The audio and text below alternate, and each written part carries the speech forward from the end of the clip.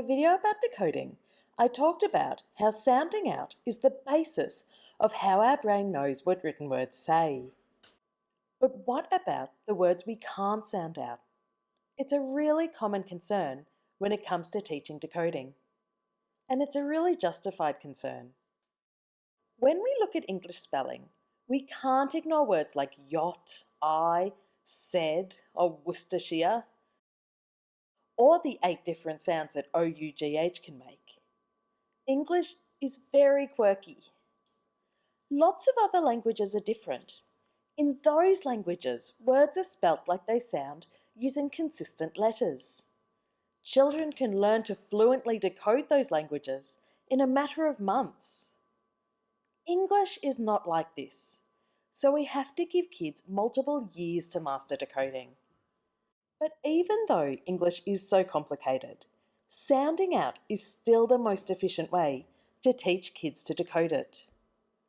To show why, we need to have a deeper look at English spelling, and we need to have a look at what our brains do when they encounter these quirky words of English. Teaching how to best read and write English is something that's concerned us for a long time. To help find out the best way to teach it, researchers in 1966 decided to check over 17,000 words, and they found something important. 50% of English words are actually very consistent. If you know the most common sounds the letters or letter groups in them make, then you can sound them out. These are words like cat, k, a, t. After that, we have about 36%, which are the same except for one sound that has an uncommon spelling. Take the word said, for example. S, e, d. The S and the D make sense, but it's very unusual for AI to represent the sound e. Then we have 10% of words with more than one uncommon spelling, like Worcestershire. The W, S and T help us find our way, but there's lots of unusual letter sound links there. And that leaves us with just 4%, which are completely irregular. These are words like I. None of the letters in these words make the most common sound you'd expect. So if we teach kids the most common spelling of the sounds of English, they can easily decode half the words they come across. But that leaves the other half. The half where at least one letter or group of letters don't represent the sounds that you'd expect them to represent. These are called irregular words.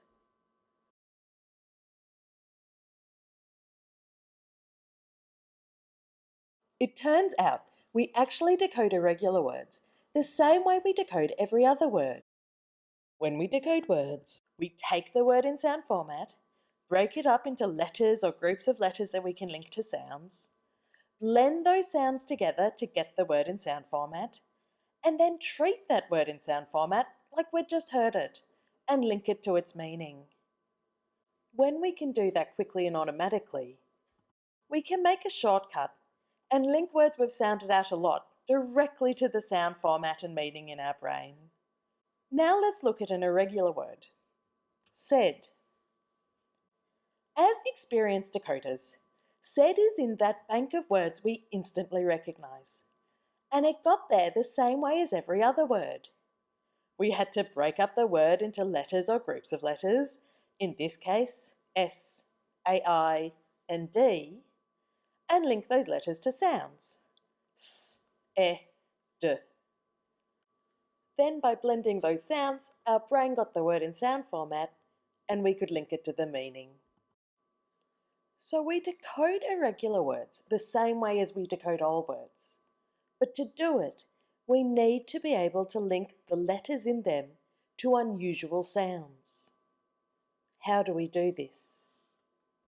Expert decoders with quick, fluent decoding can use problem solving when they encounter an irregular word.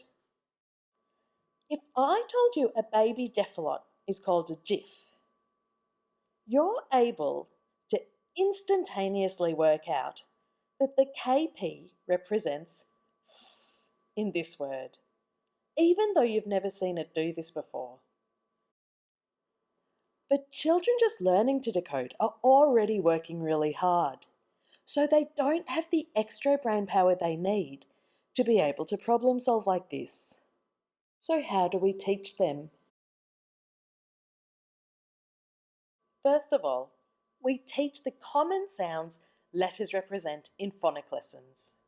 For the word said, knowing the link between the letter S and the sound S and the letter D and the sound D will help kids read thousands of words. But we don't independently teach them that AI can represent E, when, in my accent at least, it only does this in 3 words. Instead, we teach them this link while teaching them to decode the word said. And we teach them to decode the word said in the way their brain learns, explicitly linking letters to sounds and blending the sounds together. Said, s, e, d. In said, the letters AI represent the sound e, S, A, I, D.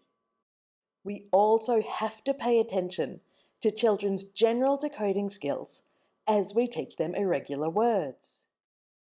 When kids are first learning to decode, most of them have to sound out slowly and laboriously. And they can't make shortcuts for words in their brains yet. They don't have the hardware. This means every time they read the word said, they have to actively think about and remember that the AI says in this word. This is really hard. Too hard for a lot of early learners. That's why you'll hear s, a, I, d or s, a, d every time they see the word, even after you've taught it multiple times. But when they get faster and more automatic at decoding, then decoding is less work.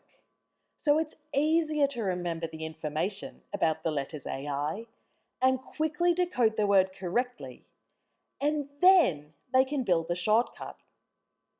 Once the shortcut's done, they never have to worry about the AI saying when they read the word again, because they instantly recognize the word said as soon as they see it. So if a kid is having difficulty with irregular words and is a slow, laborious sounder outer, it just means they need more sounding out practice to get to that next step. English is quirky, and that makes it harder to learn to decode than many other languages. But it's not so quirky that our brains can't do it. And teaching kids to decode irregular words in the way that is easiest and most efficient for their brain is the quickest, easiest way to help them conquer this challenge.